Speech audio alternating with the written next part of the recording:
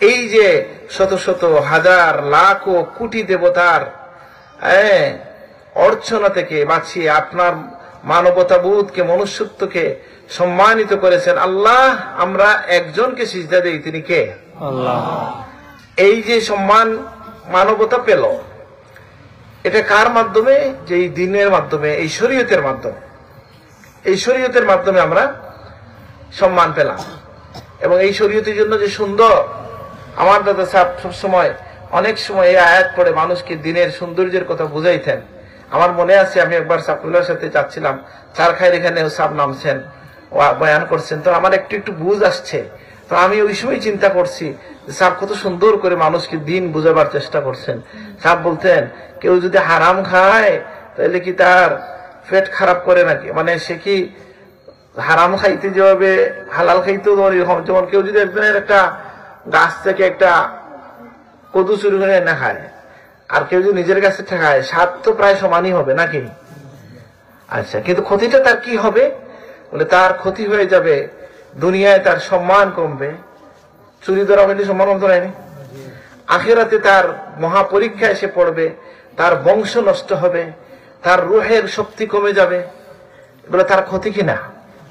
এই যে বা অন্য হারামের দিকে যদি আপনি যান, যে আপনার যে সমস্ত বিষয়ে আল্লাহ বলতেছেন যে আমি তোমাদের জন্য হালাল বিষয়গুলোকে, পবিত্র বিষয়গুলোকে হালাল করেছি, এবং খবিস বিষয়গুলোকে তোমাদের জন্য আমি হারাম করে দিয়েছি। তাহলে হালাল হারামের একটা উসুল আছে। আল্লাহ, এবং উসুলটা কি? যে যেটা ভালো, যেটা পবিত্র, সেটা আমাদের জন্য। যেটা আল্লাহ নিষিদ্ধ করেছেন সেটা কোনো না কোনো ভাবে মানুষের জন্য ক্ষতি আছে। আমি সেদিনে একজন ডাক্তারের পড়লাম, এই দেখলাম আর কি, যে বক্তব্য দিচ্ছে সে। তো এটা তো অনেক বাচ্চারাও আছেন, আবার অনেক বয়সের মানুষ আছেন, কথার অনেক ইন্টারপ্রিটেশন হয়ে যায়, এগুলো বলা খুব মুশকিল। একজন বলতেছে, আমি শুনলাম যে সে তো কোরআন সম্পর্কে কিচ্ছু জানে না। তো সে অনেক প্রকার করলো মদের, সর্বশেষ গিয়ে একটা প্রকার সম্পর্কে বলল যে ওইটা যদি খান কিছু লাভ আছে, তবে শরীরে ক্ষতির পরিমাণ বেশি। আমি বললাম সুবহানাল্লাহ, আল্লাহ যখন মদ হারাম করছেন তো কি বলছেন? ঠিক এইভাবে কোরআনে বলছেন কিনা? ফিহিমা আয়াতটা বলেন তো, এটার জন্য মানাফি আছে, ওয়া ইসমুহুমা আকবারু মিন নাফইহিমা, বলেন এরকম আয়াত আছে কিনা? হ্যাঁ, যে এটার গুনাহ, এটা ক্ষতির দিকটা তার ভালাইয়ের চেয়েও কি বেশি। দেখেন, একজন ডাক্তার কি কোরআন পড়ে বললো এটা, না সে তার গবেষণা থেকে বললো? তার গবেষণা থেকে বললো। আর আল্লাহ কোরআনে এটাই বলে দিচ্ছেন যে আমি তোমাদের জন্য অ্যালকোহল বা এইটা মদ হারাম করেছি। এটার মধ্যে যদিও বাহ্যিক ভাবে তোমার ক্ষতি ভালো কিছু দেখায়, শারীরিক ভাবে একটা জজবা তৈরি করে, শক্তি আসে, কিন্তু এই শক্তি এবং জজবার মধ্য দিয়া তোমার শরীরের অর্গানগুলোকে সেটা ধ্বংস করে ফেলে। তো যাই হোক, আমরা যেটা বললাম দিনের সৌন্দর্য কি, যে একটা হচ্ছে আমরা তাওহীদের মাধ্যমে এক আল্লাহর ইবাদতের মধ্য দিয়া মানব জাতি সম্মানিত হলো। সম্মান তো দেখবেন কিয়ামতের ভয়াল দিনে, তাই না? জান্নাতে যাবেন। দুনিয়ায় যে সম্মানটা পেলেন আপনি, যে ওহেতু দুনিয়ার বস্তু নিচের কাছে মাথা নত করার কোন প্রয়োজন আমাদের নাই। মাথা নত ওই অর্থে বলছি, ইবাদতের অর্থ, বিনয়ের অর্থে বলি নাই। বিনয়ের অর্থে তো মাথা নত বলতে আপনি যদি করতে চান বা না করতে হয়, কোথায়? পিতা মাতার কাছে নত হওয়া লাগে কিনা? ওয়াকফিদ লাহুমা জানাহাজ্জুল মিনার রাহমা। তো যাই হোক, আরেকটা হচ্ছে কি, ইসলামের একটা সৌন্দর্য হচ্ছে যে ইসলাম কি করেছে, যে আমাদের মধ্যে কোনো মানুষের বিভাজন, এমনকি মানুষের মনেও এটা থাকে। ইসলাম কবুল করার পরে এই রোগ আমাদের মধ্যে থাকতে পারে, কিন্তু ইসলাম এটা নিষেধ করে দিয়েছে। আগের যুগে ছিল পিতা পিতৃপুরুষকে নিয়ে গৌরব করা, জাহেলি রোগের মধ্যে এগুলা ছিল, ফাখরিয়া ছিল। আল ফাখর বিল আব, মানে পিতাকে নিয়ে গৌরব করা, এটা ছিল পিতৃপুরুষকে নিয়ে গৌরব। ইসলাম এগুলা নিষিদ্ধ করে দিয়েছে যে গৌরব করা যাবে না। আপনি এতটুকু বলতে পারেন কি, যা আল্লাহ আমার পূর্বপুরুষকে ভালো রেখেছেন, যদি ইমানের দিক থেকে কোনো গুণ থাকে সেটা বলবেন, শুকরিয়ার দৃষ্টিতে বলতে পারেন। গৌরব করা যাবে না, কারণ আল্লাহ নবী হাদিসের মধ্যে বলে দিয়েছেন কি, যে আল্লাহ তাআলা তোমাদেরকে এই সমস্ত বিষয় থেকে পবিত্র করেছেন। কুল্লুকুম মিন আদম ওয়া আদম মিন তুরাব, ও কামা ক্বালা রাসূলুল্লাহ সাল্লাল্লাহু আলাইহি ওয়াসাল্লাম, সকলেই হচ্ছে আদম থেকে, আদম হচ্ছে মাটি থেকে। সুতরাং মুসাওয়াল ইনসানি, যেটা মানবতার যে সাম্য সেটা ইসলামের মাধ্যমে আমরা পেয়েছি, আল্লাহ নবীর শরীয়তের মাধ্যমে পেয়েছি। এই জন্য আমরা শুকরিয়া আদায় করি, আলহামদুলিল্লাহ। এবং এটার জন্য বোঝার জন্য আপনাকে কি লাগবে, যে একটু চিন্তা করতে হয়।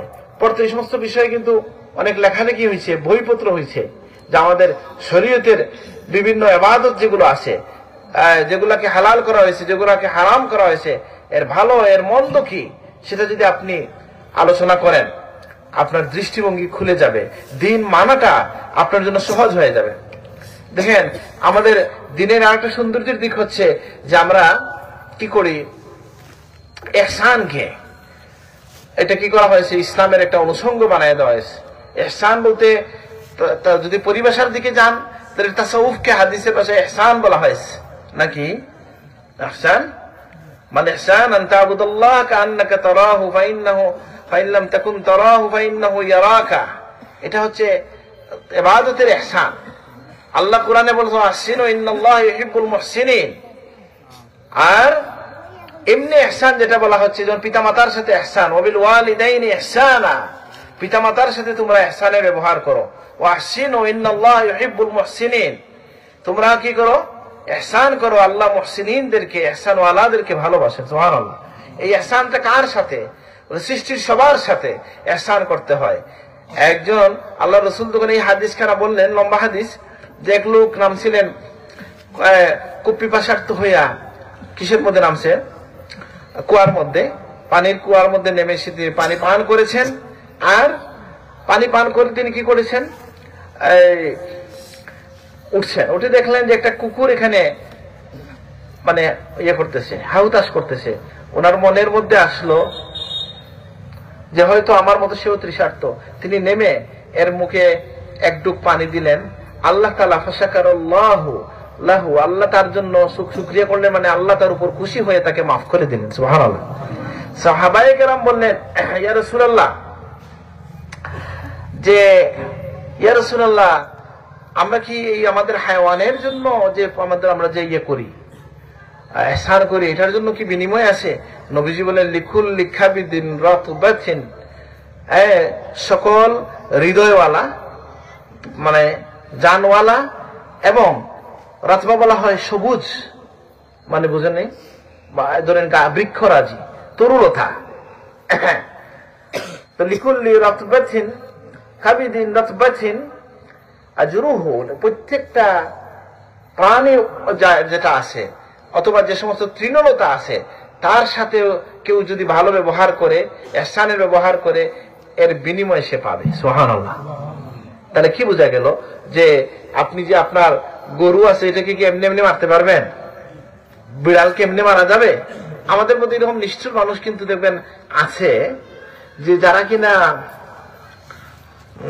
যারা কিনা ওই কোন প্রাণীকে কষ্ট দিয়ে অনেক সময় মজা পায়, দুই একজন এরকম দেখা যায় না অনেক সময়। এটা হচ্ছে জাহান্নামী হওয়ার আলামত। বুখারী শরীফে এটা আছে। এটা করা যাবে না কখনো। সৃষ্টির প্রতি যেন আপনার মনটা নরম হয়, দয়াদ্র হয়, আল্লাহ এটা চান। আল্লাহর গুণের রিফ্লেকশন আপনার আমার মধ্যে হবে। আল্লাহ আমাদেরকে ইহসানওয়ালা বানায় দেন, আমিন। আল্লাহর হাবিব কি বলেছেন, ইরহামু মান ফিল আরদি ইয়ারহামকুম মান ফিস সামা, তোমরা জমিনে যারা আছে তাদের প্রতি দয়ার আচরণ করো, উর্দু জগতে যিনি আছেন তিনি তোমাদেরকে দয়া করবেন। সুবহানাল্লাহ।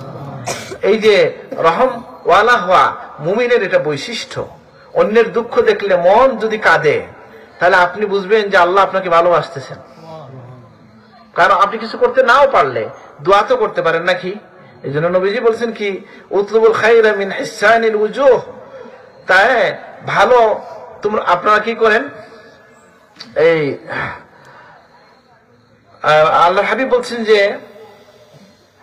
তোমরা সুন্দর চেহারার মানুষের কাছে ভালো কল্যাণ কামনা করো। অর্থাৎ ধরেন আপনি দেখবেন রাস্তায়, এটা আমার জীবনেও হয়েছে, টুপি দাঁড়ের কারণে হইতে পারে, যে রাস্তায় যদি আপনি কেউ রাস্তা হারায় ফেলে, তাইলে গিয়ে জিন্স প্যান্ট ওয়ালারে জিগাইব না টুপি ওয়ালারে জিগাইব? বলেন না, বুঝেন না এটা? হ্যাঁ, আমি তো দেখছি আমাকে মানুষ জিজ্ঞেস করে, কেন? বুঝে হুজুর মানুষ, ঠিক আছে না, এটা সঠিক দিবে একটা। আর অনেকে আছে বিরক্ত যায়, না আল্লু ফেলে না আমার লাগে মাথায়, সে তো ব্যস্ত, বা কানে একটা কিছু লাগাইয়া শুনতেছে, বুঝেন নাই, ব্যস্ত তো।